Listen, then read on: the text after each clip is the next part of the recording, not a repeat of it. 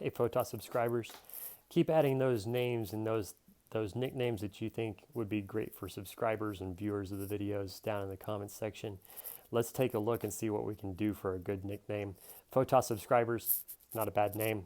It's just, that's who we are. That's not really a nickname. Uh, I like nicknames because it kind of makes it personal. It gives us all somewhat of an identity. You know, we like being called something that's nice and good. But let's talk about our next item here. Our next item is shadow, something that is underexposed. We just talked about being exposed, and the object or subject we're taking images of should be properly exposed. It shouldn't be too bright, shouldn't be too dark. Then we talked about overexposure. Now we're talking about underexposure, those shadow areas that almost go all black, or maybe they do go totally black. And it's just really hard to get light up in that area, whether it's a rock crevice or I don't know, maybe it's somebody's face. It's just hard to get light without having them squint at you or just lighting their face in general. How do you get light up in there? Or maybe you don't at all, and you use that shadow as something to draw your viewer's attention of your photograph to where you want them to look. Sometimes shadows can be so dark, it's kind of like staring into the abyss. It's just, you lose yourself and you're mesmerized. Maybe that's what you're trying to do. Think about the purpose of your photograph. Try and draw that person to the place that you want their eye to rest. Make it something that wants or creates a desire in them to want to come look at it again. That's the whole point of taking your photographs from good to great, is giving your viewer some place to rest, some place to start looking at the detail, to enjoy, and to almost lose themselves in your photograph, in their memories. So don't be afraid or scared of those underexposed areas. Just like the overexposed areas, use it to your advantage.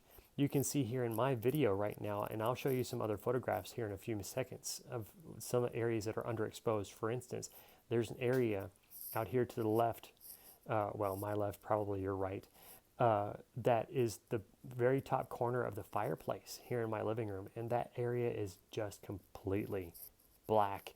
It's so dark in there that there's not really much of anything except over brightening that area to show you the detail there. Don't be afraid of it. There's some things in the Christmas tree, places between branches, that are very nearly completely dark. That's just detail. Perhaps you didn't even notice those until I drew your attention to it. The point is they were there, but our eyes and our brains just filled it in because we knew what they were. But the other side of it is my face is still exposed well enough that my face is what your eyes are drawn to. Use the overexposed areas, use the underexposed areas. Like we were talking about with the overexposed areas are like the salt, giving the dish that we are creating in our photograph a little bit of flavor.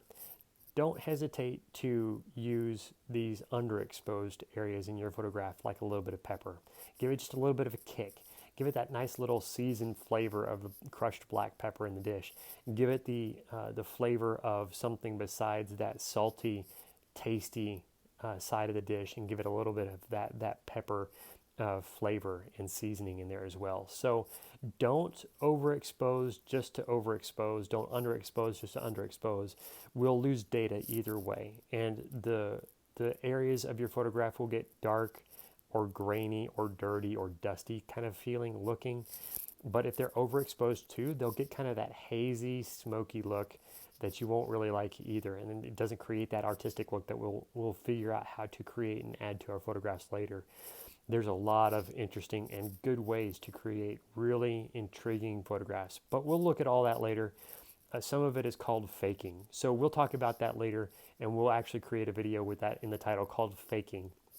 I've done a lot of that in studio and shooting product. So there's a lot of ways to make things look like they exist one way in nature, when in fact of reality within the photograph, they look like they're hanging on a wall in the photograph, and when the photograph was taken, they were actually laying on a table. So take a time to think, take a little bit, just a few seconds, take some time to think about how your photograph is to be designed or set up, or how your video is set up, and create the visual effect of what you want. And then learn how the exposure fits into that so that you have both the underexposed areas, the overexposed areas, and that product of yours or the subject of yours right in that area where everything is properly exposed. So happy 2021, everyone. Glad to have you here with us.